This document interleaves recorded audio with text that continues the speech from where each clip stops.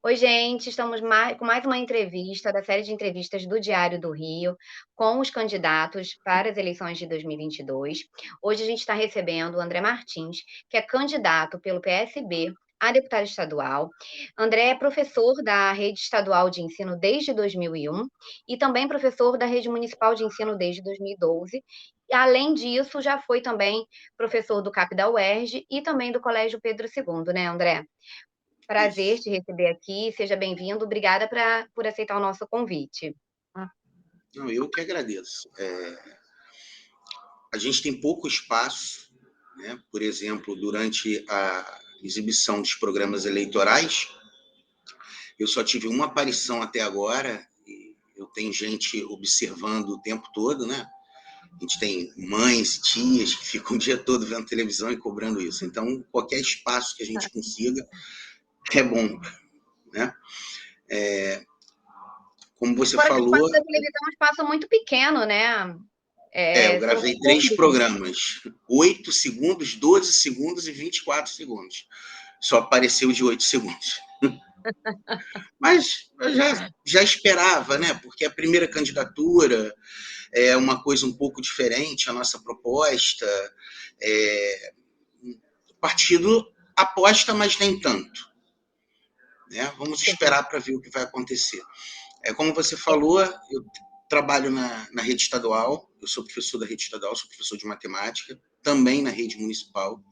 Tive passagens com contrato no Colégio Pedro II, na Unidade Tijuca. Trabalhei também no CAP da UERJ, uma das melhores experiências da minha vida. Mas a vida não foram só flores. Eu trabalhei em muitos projetos da prefeitura. Antes de eu estar na educação, eu era parceiro da assistência social. Em alguns lugares, a assistência social é que oferecia a educação, principalmente em áreas conflagradas, né? Então, eu trabalhei ali no CIEP JK, em Manguinhos, nós tínhamos um espaço em Vigário Geral, então eram lugares de muito difícil acesso, na Águia de Ouro, próximo ao Norte Shopping, e que a educação normal não chegava lá. Nós trabalhávamos com educação de jovens e adultos. Depois tive passagem pelo Projovem, né, no governo Lula. O Lula criou o Projovem e depois aperfeiçoou, dividindo ele em outros 4 Projovens, e aqui na região metropolitana nós tivemos o Projovem Urbano, que eu também tive a oportunidade de coordenar no governo PT em Belfor Roxo. Mas eu fiquei pouco tempo, porque o meu filho tinha 6 meses de vida e eu precisava estar mais tempo perto de casa. Então, hoje eu trabalho em 2 escolas que estão a 2 minutos da minha casa. Uma escola estadual e uma escola municipal, é isso? Isso. No município eu sou 40 horas, então isso me prende todo dia de 7 da manhã às 15h30, e 3 ou 4 noites por semana eu leciono de 18 às 22 horas.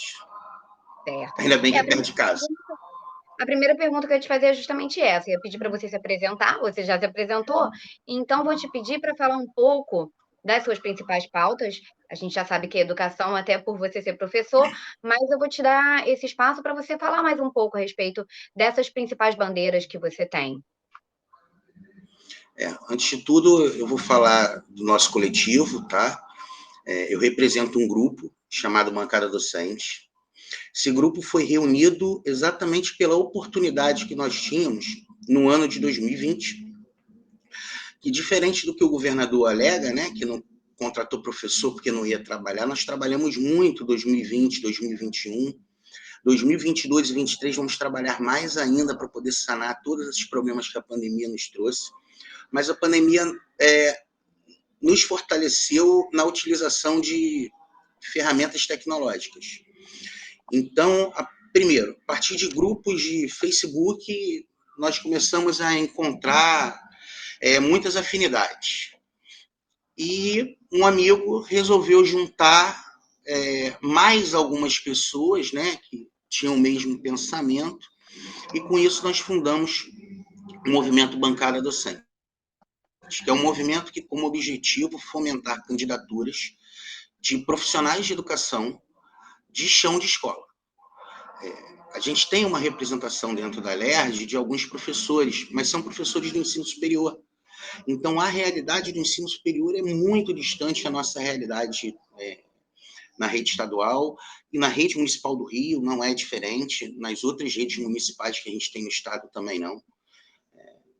Então, esse grupo se reuniu em torno desse objetivo, nós passamos um ano inteiro moldando o que seria a bancada, né, que consiste em, falando de uma única candidatura, eu tenho parlamentar, que nesse caso sou eu tenho outros colegas que estarão comigo no gabinete, porque eles também fazem parte desse mandato coletivo, mas o mandato, além de coletivo, ele é compartilhado.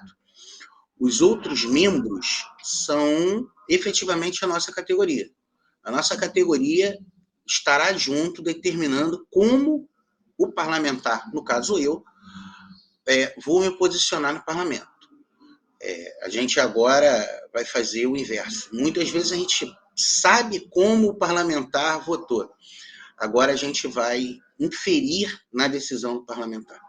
Então, as pautas principais, que todas as nossas candidaturas são temáticas, são na área da educação, até voltar um pouquinho mais, né?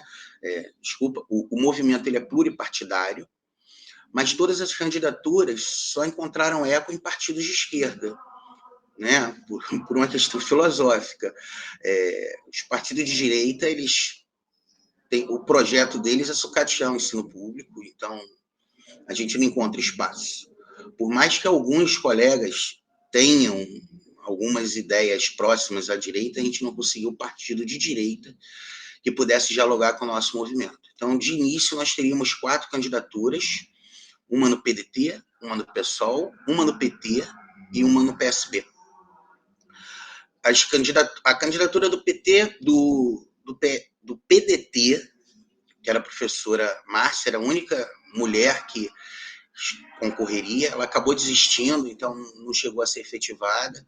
O professor Rafael estava fazendo pelo PT, mas por uma questão burocrática do partido, ele acabou não sendo inscrito, perderam prazo, alguma coisa assim. Quer dizer, então enfraqueceu mais ainda, e nós continuamos. O professor Wenderson no PSOL e eu no PSB. Além disso, a gente tem uma candidatura a deputado federal, que é o professor Máximo Lustosa, que, de início, a representação que a gente queria era só na LERJ, mas a gente já tem que começar a falar também na representação no Congresso. Nós precisamos de professores na política. Essa história que a gente sempre ouve que política não se discute, política se discute sim, e principalmente na escola. Tá? A gente se manteve muito em silêncio durante anos. Eu sou exemplo disso. Eu dificilmente conversava de política com os meus alunos, porque eu achava que não era devido, sabe, era um tabu. Mas essa negligência causou talvez esse caos que aí esteja. Né? Então, acabei me perdendo, não vou falar do movimento, acabei me perdendo. A sua pergunta original era... Sobre suas principais bandeiras, acho que você respondeu. Sim, sim. Por serem candidaturas ligadas à educação, a nossa principal bandeira está na... Ai, perdão, eu estou desconcentrado com o falatório aqui. É a valorização dos profissionais, tá? Mas isso já está muito batido. Todo mundo sabe que tem que ter. Inclusive, a gente agora deveria já estar recebendo pelo 1/3, né? Que já foi, é uma lei federal que a gente já deveria estar recebendo isso há 8 anos. No último ano, a LERJ conseguiu aprovar, deu subsídio e o governador insiste em não pagar. Então, são 2 tempos semanais que cada professor está deixando de receber, né, da rede estadual, porque nós somos 16 horas. Então, mas não é só isso. Né? A gente sabe que a gente tem outros problemas, a gente tem escolas, a pandemia mostrou muito a fragilidade das nossas escolas, a gente teve muita dificuldade de iniciar esse projeto informatizado, porque nós não tínhamos acesso a esses equipamentos e muito menos os nossos alunos. Então, se nós tivéssemos uma escola melhor preparada, esse transtorno seria bem menor. A Secretaria Estadual de Educação até fez um trabalho melhor do que as secretarias municipais, né? Eles qualificaram professores, eles tiveram esse cuidado. No primeiro momento não, mas já no final da pandemia eles deram um abono para que pudéssemos comprar equipamentos. Deveria ter sido no início, mas aí tudo bem, eu não vou nem esse foco agora, isso já foi. E nossa outra luta, além dos profissionais das escolas, é a comunidade escolar, nossos alunos e responsáveis. A gente hoje vive uma situação muito ruim dentro de toda a escola pública, tá? De todas. O valor da merenda é muito baixo. E não sofre atualização nos últimos 5 anos. Então, é difícil você saber que tem alunos que só contam com as refeições da escola. No caso da rede estadual, nós só temos uma refeição, né? No meu caso, à noite é a janta, durante o dia, nos recreios, é oferecido almoço, e na rede municipal do Rio de Janeiro é até um pouquinho melhor, porque nas escolas de turno único nós temos 3 refeições, colação, almoço e o lanche da tarde. E aí os alunos vão embora às 2h30, mas já saem com lanchinho também. Então é menos pior na prefeitura do Rio. Mas no estado é precário, muito precário. Não, perfeito. Vou fazer uma pergunta. Primeiro eu vou te perguntar umas questões mais envolvendo as questões em geral das candidaturas para deputado estadual, e aí depois a gente entra um pouco mais também na educação, que é a sua pauta principal, né? Na verdade, é a sua pauta, né? A gente Todo o tem, resto vai ser consequência. o resto vai ser consequência, é verdade.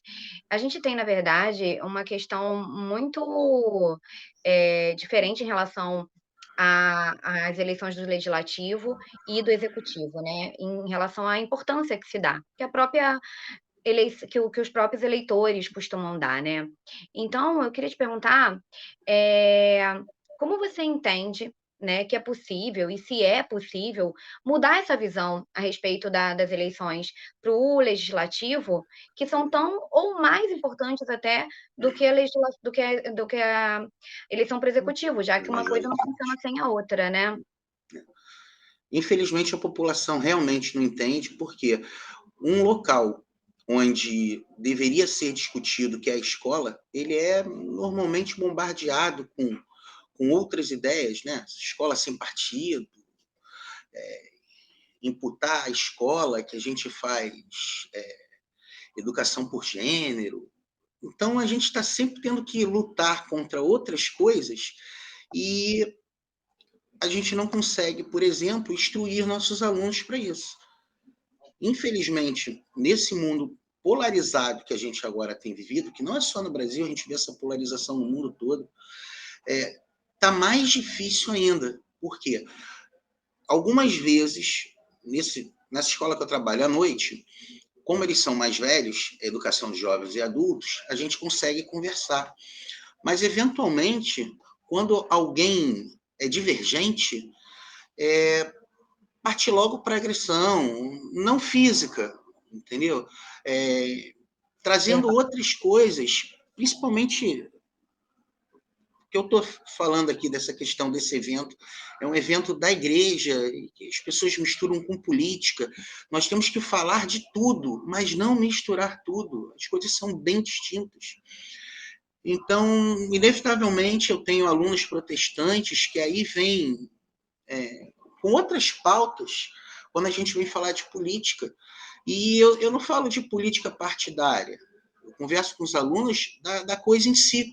porque a gente precisa de políticas públicas. E essas políticas públicas, governador, prefeito e presidente só executa, mas são as casas legislativas que decidem, que colocam uma ou outra. Então, a população deveria ser melhor instruída, mas eles ficam muito presos àquele candidato que é mais famoso, que bota mais bandeira na rua, que na hora da eleição consegue montar uma equipe maior. Então, principalmente esse ano, né? E depois de 2 anos de pandemia, as pessoas, desemprego enorme no país, então as pessoas estão muito dependentes disso. Então, eles acham que aquilo é só uma oportunidade de trabalho, de conseguir uma renda extra agora, antes do final do ano, e não atentam para a importância de montar casas legislativas comprometidas. Infelizmente, até a nossa categoria de profissionais era para ter era para ser a maior bancada dentro da LERJ, por exemplo. Nós somos a maior categoria profissional, mas temos os menores salários do Estado também. Mas a categoria, hoje, de ativos, nós somos 160 mil servidores.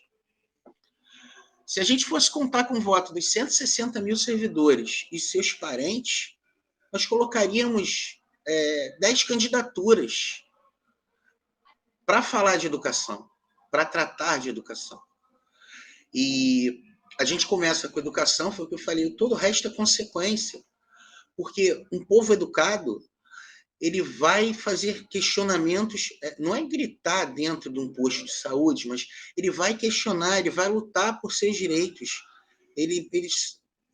O povo é ignorante dos seus direitos. Então, muitas vezes, quando ele fica 6 horas numa UPA, e eu presenciei isso há pouquíssimo tempo, ele acha que aquilo é normal. A coisa para a população já tomou um outro rumo.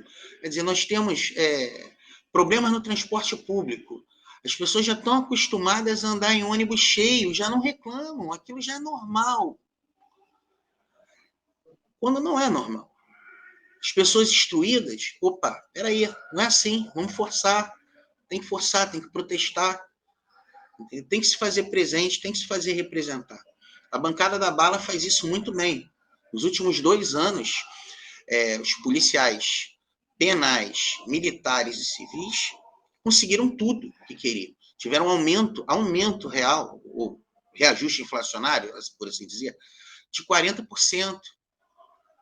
A gente tem colegas, né, também na área de segurança, e o pessoal ainda brinca, né, curtindo a nossa cara, mas porque não tem ninguém para punir pela educação. Nós temos 5 professores na LERJ, entendeu? É difícil, muito difícil. Mas a gente Até, vai mudar esse cenário. até pegando carona nessa questão que você está falando da representatividade, né, das categorias na Alerj, você acha que o legislativo fluminense, em geral, ele tem piorado nos últimos anos? Porque essas categorias elas estão cada vez menos representadas, subrepresentadas? Como você enxerga esse cenário?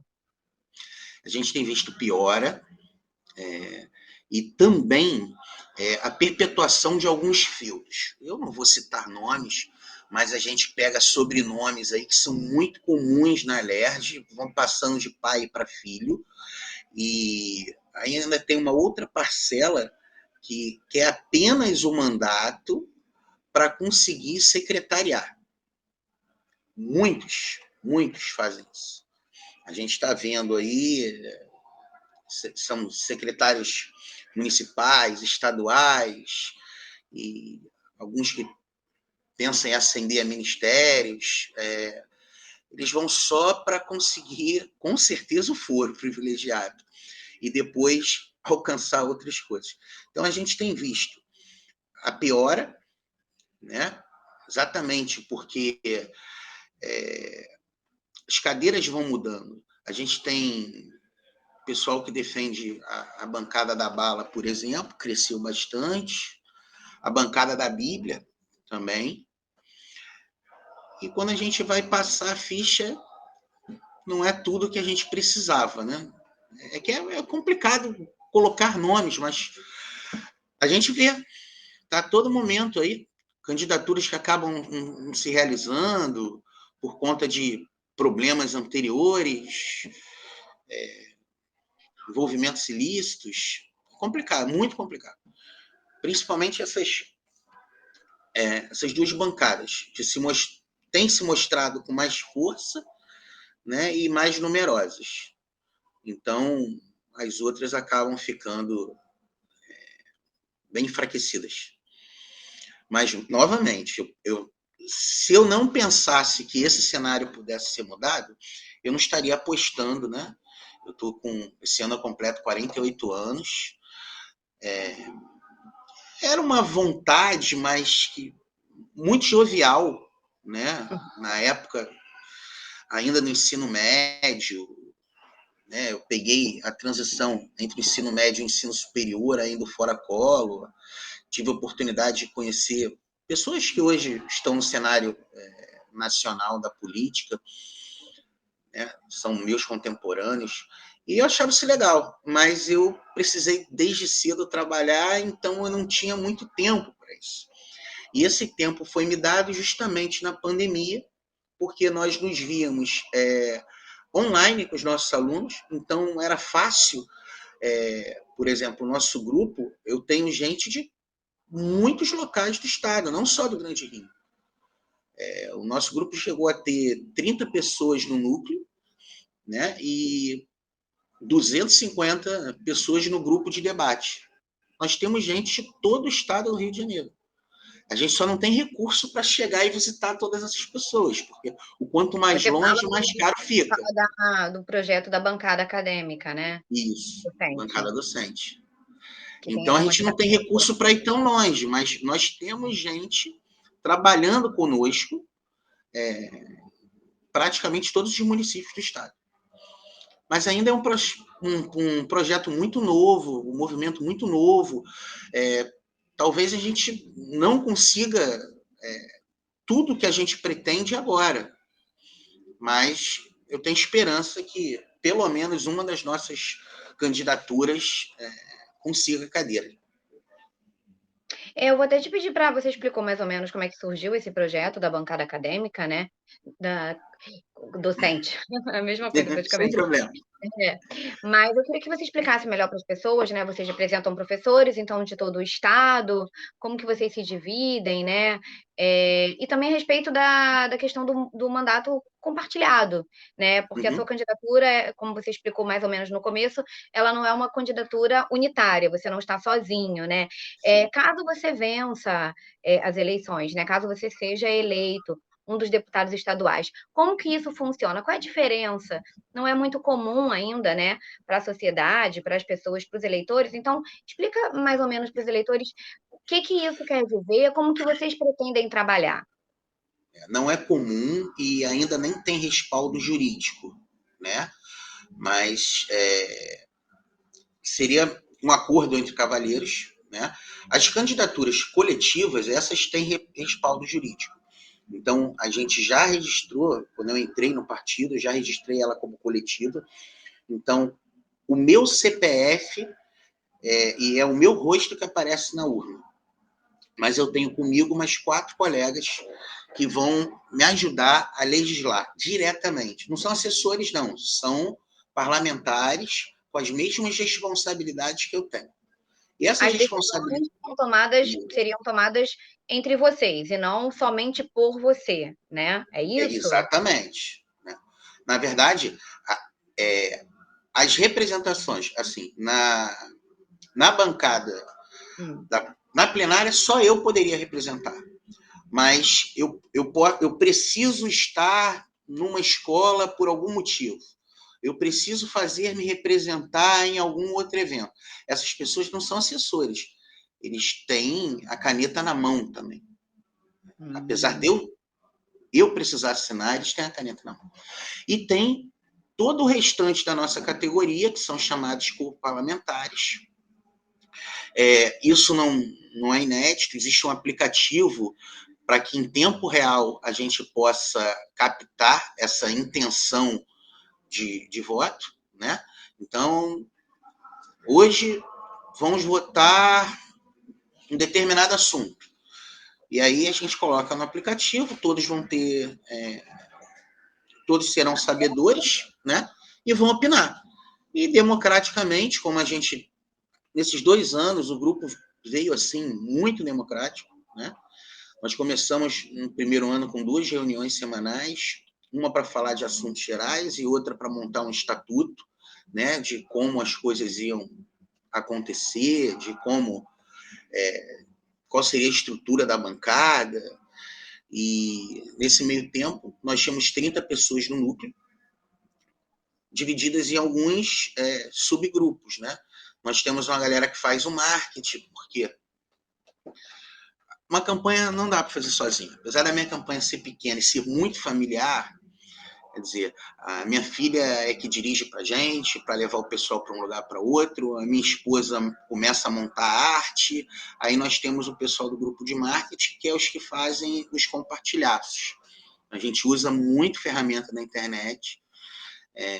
Quando a gente faz uma publicação, a gente já chegou a atingir 50 mil pessoas.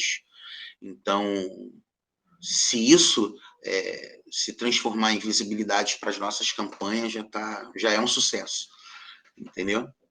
E então, nesses 2 anos, a gente montou esse grupo, sempre convidando mais colegas, só que com o retorno às aulas presenciais, o tempo foi ficando escasso. Então, as pessoas também passaram a dedicar menos tempo à bancada. Então, hoje a gente se reúne uma vez por semana apenas, né, e com pautas pré-definidas. Durante a semana a gente vai montando as pautas e depois a gente vai discutindo. Por exemplo, agora todas as reuniões são sempre focadas em ações para as campanhas. O que vamos fazer, onde vamos estar, quem é que pode representar, porque é tudo no amor, né? Muito amor. Vem tudo, na verdade, dos mecanismos próprios de vocês, de cada Sim, sim. de cada pessoa que As participa do nossas processo. redes têm um crescimento orgânico, entendeu? A gente não contrata robô, nunca fez publicidade paga, apesar que é uma coisa a se pensar agora nessa reta final, o investimento é baixo, entendeu? Mas a gente nunca fez. Sempre foi o boca a boca, os colegas convidando uns aos outros.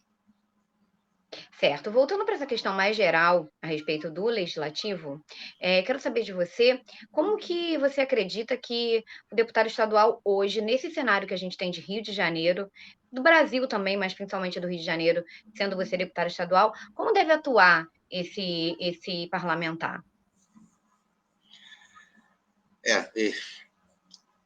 Primeiro de tudo, ele tem que se colocar como um servidor público, né? Você está ali para atender a comunidade e você não é uma celebridade, você não é autoridade, né? A Vossa Excelência tem que ficar só no plenário mesmo, você é um servidor público. E melhor do que a gente que trabalha em escola pública, para conhecer essa relação de trabalho, não tem. Né? Nós trabalhamos para a população que mais tem necessidade, né? A educação e a saúde.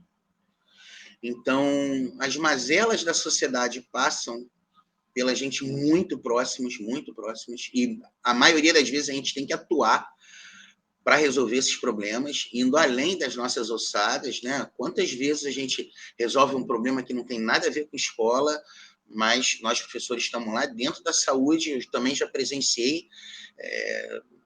O pessoal da saúde não deveria se importar que aquele paciente ficou sem comer, entendeu? E o pessoal, assim como a gente, né, se cotiza para resolver problemas além da sua profissão. Então, em primeiro lugar, tem que ter postura de servidor público e trabalhar para a população, pensar realmente com carinho na população, se colocar no lugar da população. Porque do alto do privilégio, né, com verba de gabinete, auxílio paletó, esses absurdos, entendeu? Então, é muito difícil, é muito difícil. Agora, a gente, como está bem mais próximo da população, eu acho que a gente vai fazer escola na LERJ. Né? Pelo menos vão nos olhar diferente e, para que não destoe muito, eu acredito que alguns vão começar a mudar essa postura também. Né? Porque a gente tem que pensar no povo durante os 4 anos do mandato, e não nos 6 meses antes da eleição, como a maioria dos nossos representantes tem feito. A gente só vê obra no ano da eleição. A gente só vê realização 6 meses antes da eleição. Aí todo mundo inaugura, tá todo mundo fazendo festa, e imediatamente após as eleições as obras terminam, acabam, ficam inconclusivas. Mas é isso aí, é usar exemplo. Eu pretendo ser exemplo na LERJ. Certo. Voltando agora para as questões das pautas mais específicas, uma das questões que você toca muito na sua campanha é em relação aos recursos a respeito da educação, né, a questão do Fundeb, como esses recursos são direcionados. Quero te perguntar, quais são as propostas práticas, né, da sua campanha para mudar esse cenário? Como que isso pode, de fato, ser modificado? A questão do orçamento é complicado para uma... Só um instantinho. Então, para uma única pessoa ajustar o orçamento é complicado, tá? Mas a gente pode fazer barulho. Principalmente nesse modelo de representatividade, que eu não seria apenas uma voz, eu teria várias vozes comigo. Então, a gente vai fazer barulho. Então, começa por aí. Mas um projeto muito interessante, que acho que todo cidadão fluminense, se não estudou, não trabalhou, pelo menos passou na frente de um CIEP. É um projeto fantástico. Eu tive a oportunidade de trabalhar no CIEP e tinha atendimento ambulatorial dado pelos bombeiros. Os bombeiros do estado do Rio de Janeiro é que faziam os atendimentos ambulatoriais, odontológicos e médicos. Nós tínhamos atendimento em algumas situações psicológicas, não era em toda a escola, mas existia essa estrutura para dar suporte. O aluno ficava de 7 da manhã às 5 da tarde na escola, e nessa época ele tinha 3 refeições. Era um outro período, não se sabia tanto, né, de como fazia, que a diferença na alimentação do aluno repercutia no seu sucesso. Então, eram apenas 3 refeições, mas eram 3 refeições bem dignas. Não é o que a gente tem hoje. Hoje você vê, quando é estrogonofe na escola, são 4 pedacinhos de carne para uma pessoa. É impossível. Eles amam estrogonofe, mas são 4 pedaços de carne, porque os recursos são mínimos. Então, era um prato bom de comer, tá? Porque o professor acaba comendo na escola, né? Não tem como. E na minha época, o CIEP já não tinha tanta estrutura e já não era, esse que eu trabalhei não era ensino integral. Mas a ideia do nosso mandato é reativar escolas de ensino integral. Tá? Isso vai ser melhor para todo mundo. Primeiro, eu vou ter que o Estado vai ter que construir escolas, então a gente vai ter empregos na construção civil. O Estado vai ter que contratar mais profissionais, que é um outro assunto que daqui a pouco eu gostaria também de comentar. Mais profissionais de educação. Mais alunos ficariam guardados na escola, porque eles teriam atividades, e aí o aluno, quando tem muita atividade, eu tiro principalmente meus alunos do dia, eles fazem qualquer coisa para continuar depois do horário. Querem montar grupo de estudo, a minha escola oferece curso de inglês, então eles ficam no curso de inglês, no sábado tem preparatório, eles querem viver a escola. porque a realidade de onde eles moram é muito triste. Então, na escola é um lugar seguro, então eles estão guardados, eles estão seguros. Estão com pessoas que eles confiam, né? Quando se pergunta aí quem é mais confiável, as pessoas sempre apontam os professores, os profissionais de educação, o pessoal que está na escola, a gente está sempre disposto a dar atenção, a dar carinho, a ouvir. Quantas vezes a gente não ouve um colega falando que, além de professor, nós somos psicólogos, né? Sim. E essa estrutura de uma escola integral que o CIEP proporciona é que vai ser interessante para a população. Hoje, o integral da prefeitura vai até 2h30 com o aluno. Que responsável consegue deixar um filho às 7 horas da manhã e 2h30 ir buscá-lo? Com que tipo de trabalho essa pessoa pode contar? Se ela vai ter, além do deslocamento, o tempo da labuta, 6 horas. Então, é complicado. Então, precisamos, sim, de escolas que vão de 7 da manhã às 5 da tarde, como era na época que eu era criança. O aluno chegava em casa cansado, jantava e dormia para o dia seguinte começar tudo de novo. E assim, com isso a gente vai conseguir também dar conta de uma outra situação. Novo ensino médio diminuiu as disciplinas de filosofia e sociologia, que já eram pequenas, a gente já tem um tempo de cada uma na grade hoje no ensino médio estadual, já é pequeno, é impossível trabalhar com... Os colegas vão um pouco além da chamada diária, porque é muito pouco tempo para se trabalhar. Então, a ideia seria, com o CIEP em tempo integral, aumentar, inclusive, a carga horária dessas disciplinas, para que os alunos tivessem acesso às disciplinas que tanto senso crítico nos dá. Né? É justamente isso que estão fazendo, é o contrário, né? É para tirar justamente as aulas onde a gente pode literalmente discutir a respeito do que está acontecendo no nosso mundo contemporâneo, comparando com o que já passou. Certo. Eu vou te pedir então para falar a respeito dessa questão das contratações de profissionais e também atrelando Isso. a questão da qualidade do ensino, né.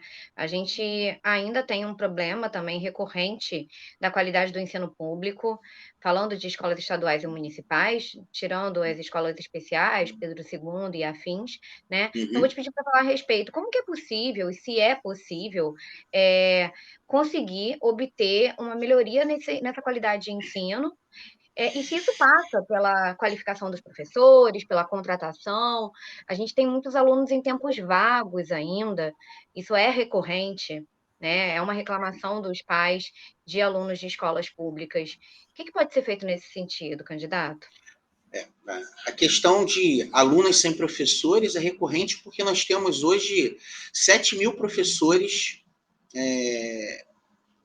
faltantes na grade do Estado. Tá? Então, o governador anuncia aí que chamou 600, não vai repercutir. Tá? Então, o que o governo já deveria ter feito era ter continuado na validade. Nós temos 12.000 professores aprovados nos últimos concursos na rede estadual. E existem 7.000 vagas. Então, não se resolve o problema porque não quer. Então, a alegação inicial é: eu não ia contratar professor para não trabalhar, para ficar em casa. Na cabeça do governador, nós não trabalhamos na pandemia. Né? Mas não é esse o ponto agora. Então, nós teríamos condição de acabar com a carência de professores e fazer com que nenhuma turma ficasse desassistida. Então, e com custo muito baixo, porque eu não preciso fazer concurso. Os concursos estão aí. Eles já foram revalidados, eles estão na validade, você já tem o professor aprovado, então ele já passou por um processo seletivo. Pode acontecer, desses 12.000, alguns não estarem aptos, alguns já terem passado em outro concurso e já terem as 2 matrículas e não quererem mudar, mas é possível chegar bem próximo de zerar essa fila aí e atender a população dignamente. Agora, com relação à qualidade, a gente vê que escola pública pode funcionar sim quando a gente olha, por exemplo, o Colégio Pedro II. O Colégio Pedro II na minha opinião, a minha melhor experiência foi no CAP, por conta, principalmente, do número de alunos na turma. O CAP, a turma que eu peguei, foi uma das maiores turmas do CAP, eu tinha 19 alunos. Isso não é nem de perto o que a gente tem no estado. Eu trabalho com de 45, já tive 60 alunos numa turma de primeiro ano no estado, numa sala onde só cabem 40. Então é difícil até você circular entre as carteiras para dar uma atenção específica para um ou outro. Então é uma responsabilidade muito grande que a gente tem, entendeu? E a carência, ela normalmente ela é suprida por GLP, que é a hora extra do professor. Só que essa hora extra, por exemplo, ela é paga com salário inicial. A minha hora, enquanto profissional, é uma.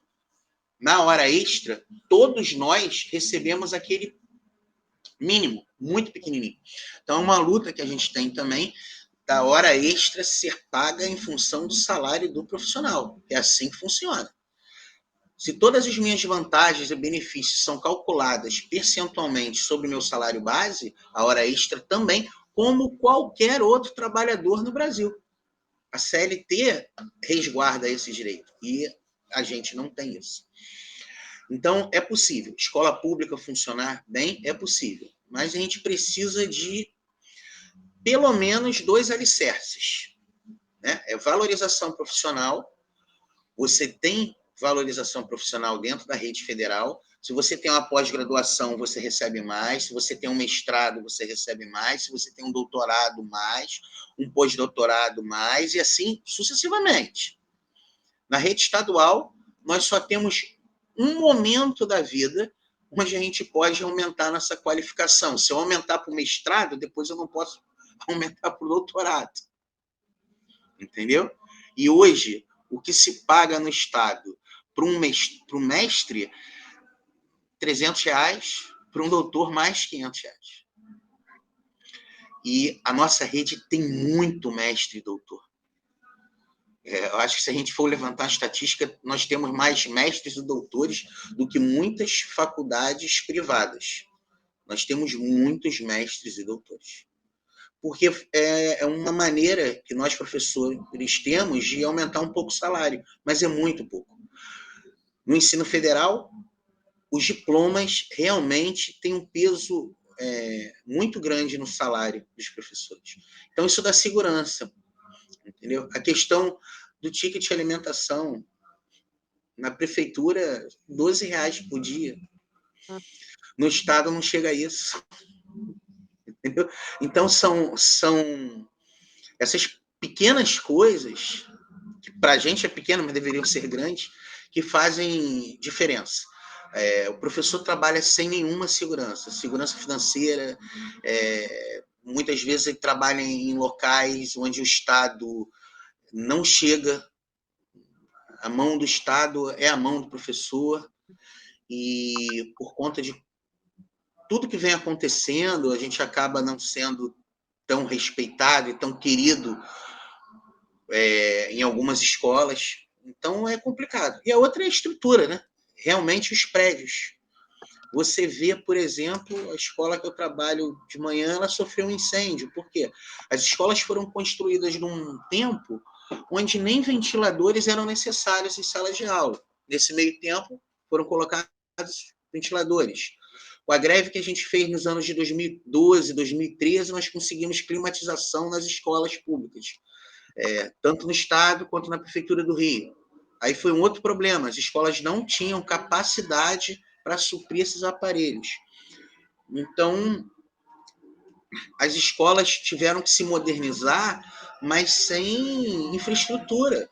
Eu tenho data show nas salas e o transformador na rua não foi adaptado. Entendeu? Então, se a gente passar por valorização real do profissional e uma estrutura física, infraestrutura boa nas escolas, né? E principalmente a questão da merenda. Essa a gente trabalha com menos de R$ 1 por dia por aluno. Entendeu? É impossível montar uma refeição com menos de R$ 1. Já era impossível há 5 anos atrás. Você falou, não foi reajustado. Hoje, eu não tenho uma palavra para definir o quanto mais impossível isso é.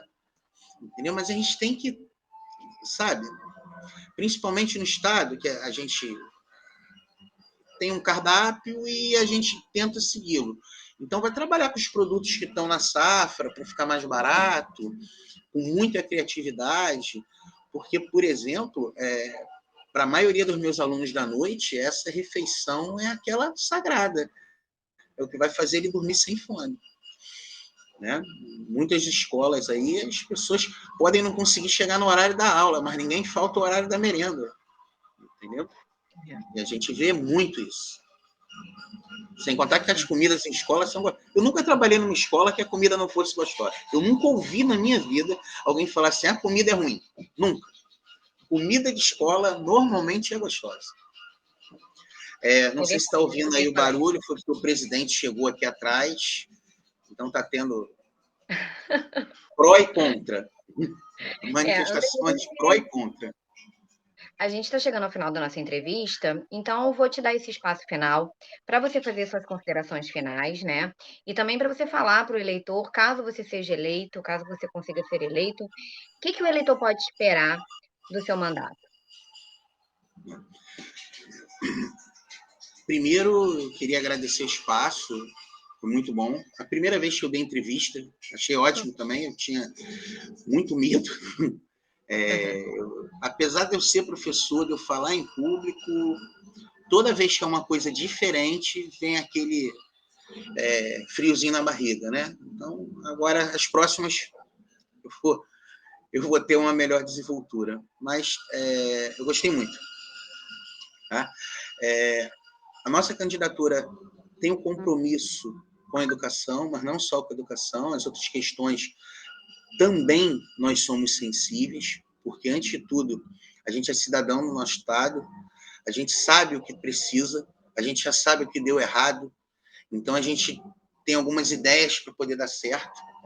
Tá? Então, para isso acontecer, a gente também depende de outras situações. Por exemplo, nós precisamos novamente do governo do presidente Lula, que foi o que mais fez por educação nesse país. Isso aí não tem como questionar. Para a gente que mora na região metropolitana, é transparente, porque nós sempre tivemos escolas técnicas. Agora, para o pessoal do interior, para algumas cidades mais distantes desse anel metropolitano, foi de suma importância. Então, a gente precisa disso. Precisamos de um governador também professor, que é o Freixo, também é sensível às nossas causas. Inclusive, de todos os candidatos ao governo estadual, eu acho que é o único que o servidor confia, principalmente porque ele tem como vice o César Maia, que, para funcionário público, foi o melhor prefeito do Rio de Janeiro. Molon no Senado, que é muito importante também termos um professor no Senado. E gostaria muito de ter vários colegas, principalmente da rede estadual, profissionais do SEDUC, não só professores, nós temos outros profissionais, o movimento foi criado para profissionais de educação, não só professores, mas por conta da loucura que a gente vive, muitos profissionais ganham muito próximo de um salário mínimo e depende de trabalhar em outros lugares, ter outras atividades. Então, eles também não têm condição de se dedicar como a gente teve nesse momento da pandemia. Muitos dos colegas já não têm tanto tempo para dedicar ao movimento nesse momento. Mas a gente continua nessa luta. A gente continua nessa luta, dando nó em pingo d'água e seguindo em frente. Então, eu queria pedir a quem está assistindo, né, que pudesse nos dar esse voto de confiança e olhar com carinho aos 3 candidatos que compõem a bancada docente. Eu, pelo PSB, com o número 40142, o professor Wenderson, que está no PSOL, com o número 50350, E o nosso representante, deputado federal, professor Máximo Lustosa, com o número 5012. Perfeito, André. Obrigada pela sua disponibilidade, por ter aceitado o convite do Diário do Rio. Lembrando que o Diário continua fazendo essa série de entrevistas com a maior quantidade de candidatos possíveis, para que você, eleitor, possa obter maiores informações a respeito dos candidatos e votar conscientemente. Obrigada mais uma vez, André. Muito Até a obrigado. próxima. Tchau. Tchau.